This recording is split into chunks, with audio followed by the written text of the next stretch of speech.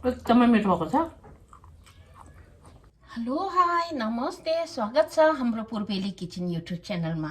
फेरि म आएको छु तपाईँहरूको माझमा। सधैँ मैले यो भनिरहँदाखेरि तपाईँहरूलाई इरिटेट पनि लाग्न सक्छ। आज चाहिँ म थोरै किनमेल गर्नु जाँदैछु। अनि म बसेको ठाउँको माझतिर चाहिँ यस्तो छ, म चाहिँ यस्तो गरेर वक गर्दै गर्दै गर्दै गरेर चाहिँ पसलमा पस्नेछु। अनि म थोरै सपिङ पनि गर्नेछु आज थोरै किनमेल गरेको मेरोमा तेल सकिरहेछ, तोरीको तेल सकिरहेछ। तेल किन्न गएको अनि फ्रुटहरू किन्न गएको। आजको दिन घरमै बित्यो,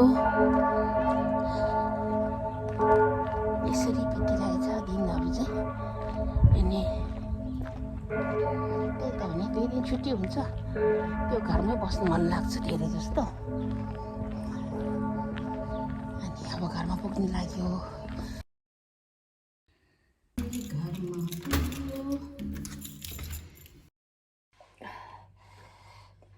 फर्स्टमा त मेरो चस्मालाई खोलिदिउँ अनि मेरो सपिङ थोरै सपिङ गरेको आज। यस्तो वकमा गएको अनि यो क्यान्डल किन्नु गएको थिएँ। मैले यो क्यान्डल सक्यो अनि मैले यो किने स्पार्गल। यहाँ चाहिँ जर्मनी भाषामा चाहिँ स्पार्गल भन्छ। अनि किने काँक्रा अनि तोरीको तेल, यो चाहिँ सेतो मैदा, आटा किने मैले। अनि सुन्तला, भिजाएको खोर्सानी एकदमै घमचर्को लागेको छ। अब यो फ्रुटलाई साइड लगाइराख्ने। आटा र मैदा, यो आटा यो मैदा। अनि तपाईँहरू घरमा अब समरमा चाहिँ यो बाल्नुहोस्, आफू घरमा हुँदाखेरि बाल्नुहोस्। यो एउटा बाल्यो भने चाहिँ पुरै यसको बास्नाले चाहिँ भुस्नाहरू आउँदैन। हाम्रो चाहिँ किनभने घरमा प्लान्टहरू राखेको हुन्छ नि त। अब मेरो बानी चाहिँ कस्तो छ भने प्लान्टहरू चाहिँ एकदमै मनपर्ने है। प्लान्टहरू यसरी राखेको हुन्छ अनि त्यहाँदेखि चाहिँ यो बाल्यो भने चाहिँ घरमा भुस्नाहरू आउँदैन। लगाएर चाहिँ गएको, क्याप लगाएन भने चाहिँ एकदमै चर्को घाम पुरै तालो पोल्दो रहेछ। त्यही कारण चस्मा पनि क्याप पनि लगाएर चाहिँ गएको। अब चाहिँ म बाहिरबाट आएर पनि अनि लुगा चाहिँ फेरिनँ मैले, यत्तिकै बसेँ र क्याप र मेरो सनग्लास चाहिँ राखिदिएँ। खुट्टा धुएँ, हात धुएँ अनि कफी एउटा खाएँ। त्यहाँदेखि चाहिँ अब म यो कुरिलो चाहिँ बनाउँछु है त। आज मैले यो कुरिलो किनेर ल्याएको छु। म यो कुरिलोको तरकारी बनाउँछु। अनि यो खोर्सानी हालेर चाहिँ, यो हरियो खोर्सानी हालेर चाहिँ कुरिलोको तरकारी बनाउँछु र एकदमै सिम्पलसँग बनाउँछु यो कुरिलोको तरकारी। म दालसँग, यो चाहिँ मैले मुङ दाल बनाएको छु र मुङ दाल बनाएको छु। अनि यो चाहिँ कुरिलो चाहिँ तरकारी बनाउने छु। एकदमै यो पाक्नु पनि एकदमै छिटो छ, एकदमै सजिलो। त्यही कारण म चाहिँ सँगसँगै यो भिजाएको डल्लो खोर्सानी हालेर चाहिँ पुदिना र टमाटर हालेर चाहिँ अचार बनाउने छु। र यसमा काटेको प्याज, काटेको लसुन सबै काँचो हाल्ने। अनि यो पुदिना चाहिँ म पत्ता छुटाएर चाहिँ अनि पखालेर चाहिँ यसमै हालेर चाहिँ म हातले घर घर तान्ने छु। अनि यो डल्ले खोर्सानी हाल्छु है त।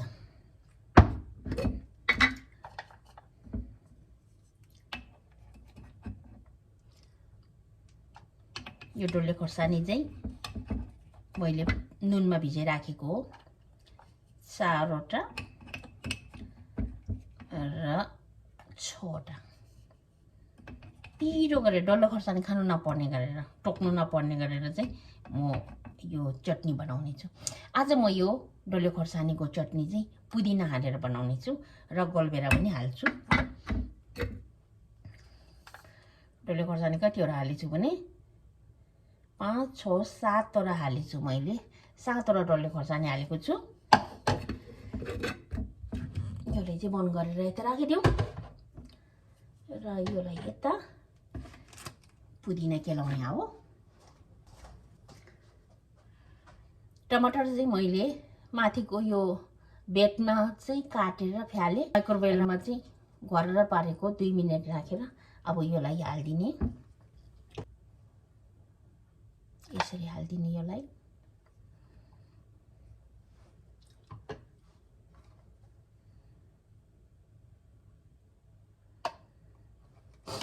टमाटरको बोक्रा पनि ताछेर हाले मैले बोक्रा चाहिँ यसरी फ्याल्ने फर्स्टमा त यो म चटनीलाई नै बनाउँछु तरकारी चाहिँ यदि बनाएको बित्तिकै खानलाई मिठो हुन्छ कुरिलोको तरकारी चाहिँ तपाईहरुले चाहिँ तुरुन्तै बनाएको बित्तिकै खानलाई एकदमै मजा आउँछ फर्स्टमा यो चटनी बनाउँछु चटनी बनाएर चाहिँ तरकारी बनाउने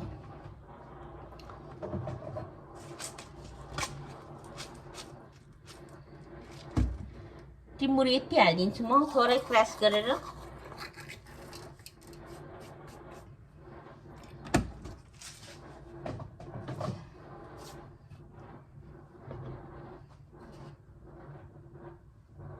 टिमुर पनि हालिसके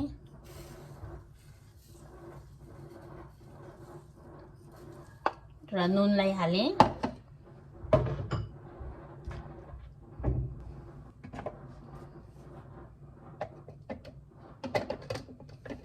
र यसलाई चाहिँ तान्ने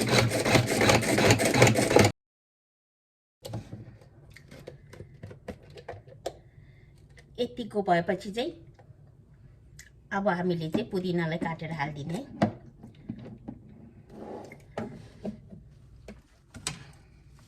अब पुदिनालाई चाहिँ केलाएर हाल्ने केलाएर भन्दा पनि यो पत्ता छुटाउने अनि धुने यसरी यो डाक्ला चाहिँ नफाल्ने तपाईहरुले यो चाहिँ पानीमा यसरी ग्लासमा पानी हालेर चाहिँ राख्यो भने चाहिँ यहाँ जरा पलाउँछ अनि गमलामा रोप्न सक्नुहुन्छ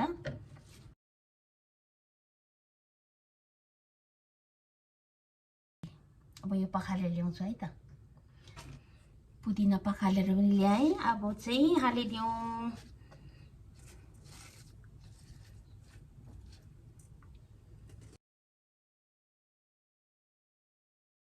मेरो यो पुदिनाको चटनी यस्तो भएको छ अब यो चटनी माथि चाहिँ म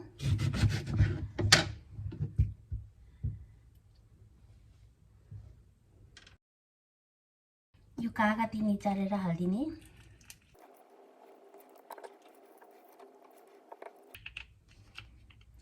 एकदमै रस बेसी छ यो कागतीमा चाहिँ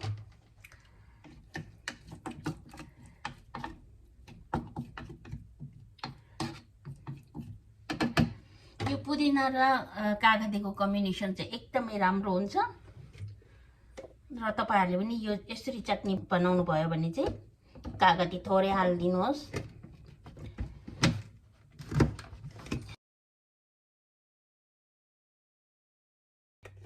पुदिनाको चटनी चाहिँ रेडी भयो है अब यसलाई चाहिँ डाइरेक्ट थोरै पखालेर चाहिँ यहाँ मेसिनमा हालिहाल्ने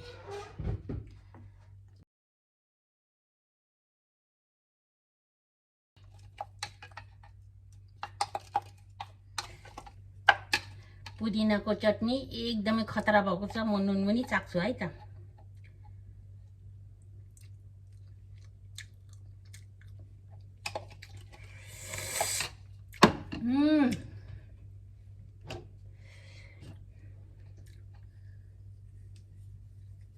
थोरै नुन थप्ने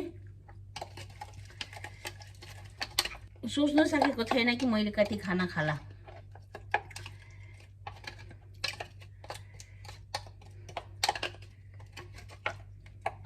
त्यही कारण मैले भात पनि थोरै बेसी नै बसाएको छु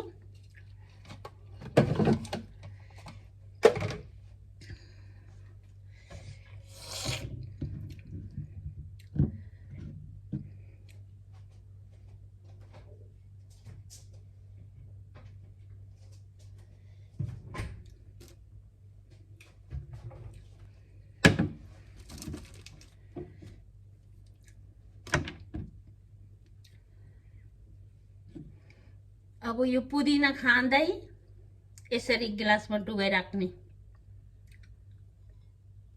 यसरी डुबाएर राख्यो भने चाहिँ तुरुन्तै यहाँ जरा दिन्छ पछि यो जरा दिएको पनि म तपाईहरुलाई देखाउने छु है त मैले चाहिँ यसरी भिजाइराखेको छु।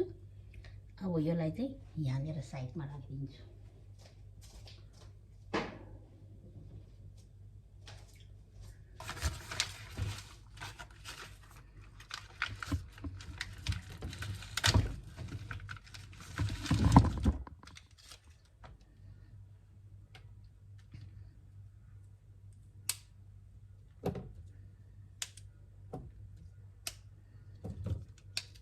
कलिलो रहेछ।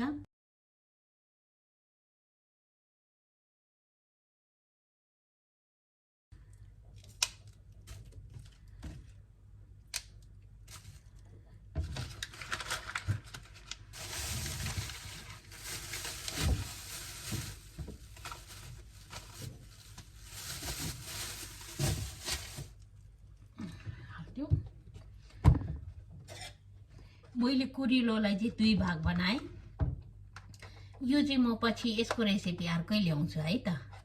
यो चाहिँ म अर्कै तरिकाले बनाउँछु र अहिले चाहिँ म यति चाहिँ फ्राई गरेर खानेछु र खोर्सानी हाल्नेछु। त्यही कारण मैले थोरै खोर्सानी र यो चाहिँ बराबर जस्तो हाल्छु।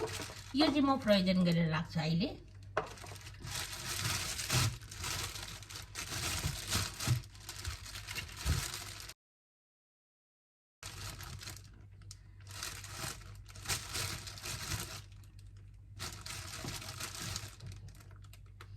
खोर्सानी पनि यति फ्राई गर्छु। खोर्सानीलाई धुइसके मैले कुरिलो यसमा हालेको छु र यो खोर्सानीको डाक्लो निकाल्दिने। खोर्सानीलाई यसरी चिरा बनाउने।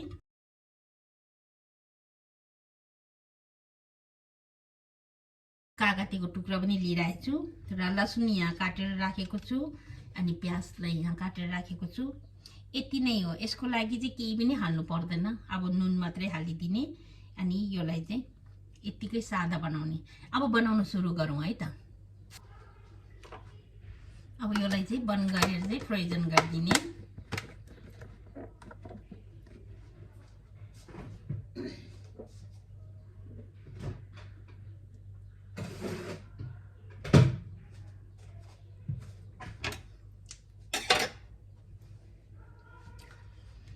अब हामी चाहिँ कुरिलो बनाउन सुरु गरौँ है त।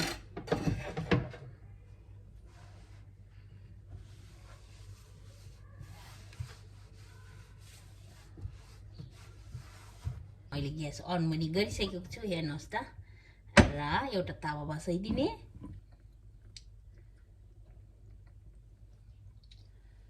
थोरै तेल राखिदिउँ। अब हाम्रो तेल पनि तातेको छ। अब फर्स्टमा चाहिँ यो गार्लिकलाई हालिदिने, यो लसुनलाई हालिदिने।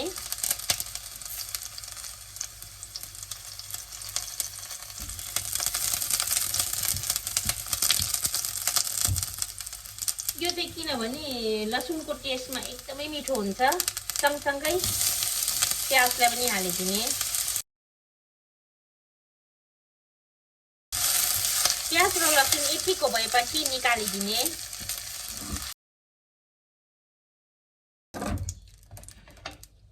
मैले प्याज र लसुनलाई निकालिसकेको छु।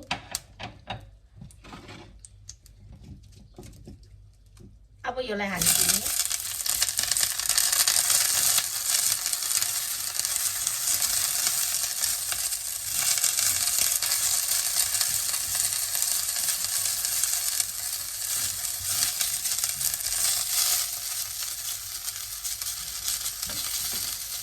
त्यो सँगसँगै खोर्सानीलाई पनि हालिदिने।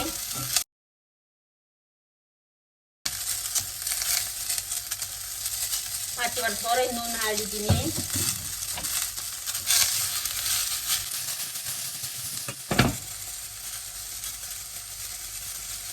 टेस्टको लागि घिउ हालिदिने माथिबाट थोरै।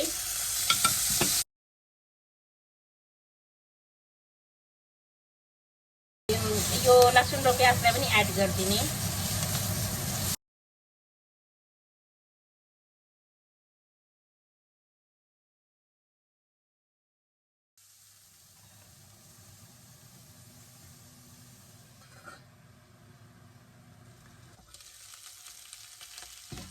अब हेरौँ है हाम्रो कस्तो भयो। अब चाहिँ ठिक्कको भएको छ। यो कुरिलो थोरै नरम भएको छ र खोर्सानी अब बास्ना आइसकेको छ। खोर्सानीको बास्ना यतिको भएपछि भइसकेको छ हाम्रो। यो कागतीलाई चाहिँ निचारेर हाल्दिउँ है त।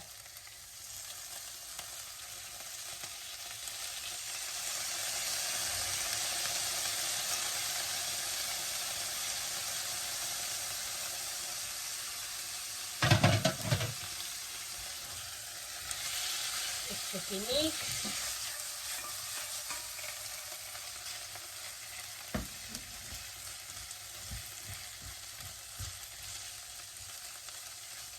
अब रेडी भयो हाम्रो यो चाहिँ।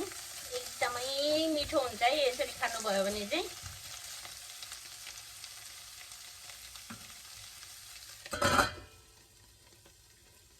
ल मैले ग्यास पनि अफ गरिसकेँ। मैले खाना सर्भ गरिसकेको छु र दाल यहाँ। अनि अब यो हालौँ है त।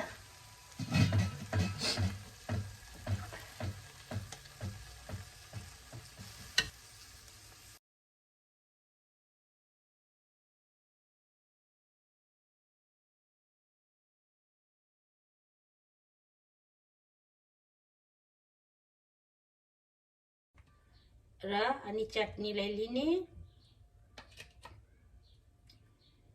पुदिनाको चटनी।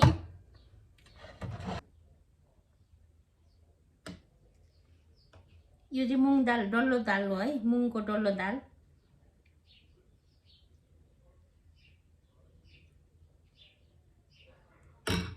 मलाई चाहिँ चम्चाले खानु मन लाग्दैन, हातैले खानुपर्छ। र आज चाहिँ प्योर भेज।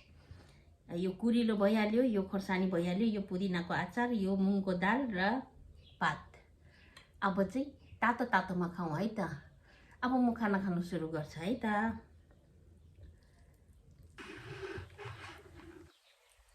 अब चाहिँ ढिलो नगरिकन खाना खाउँ है त।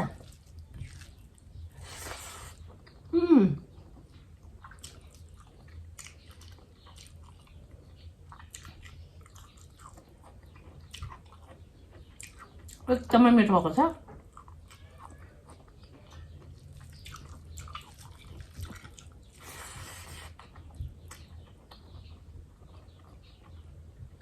खोर्सानी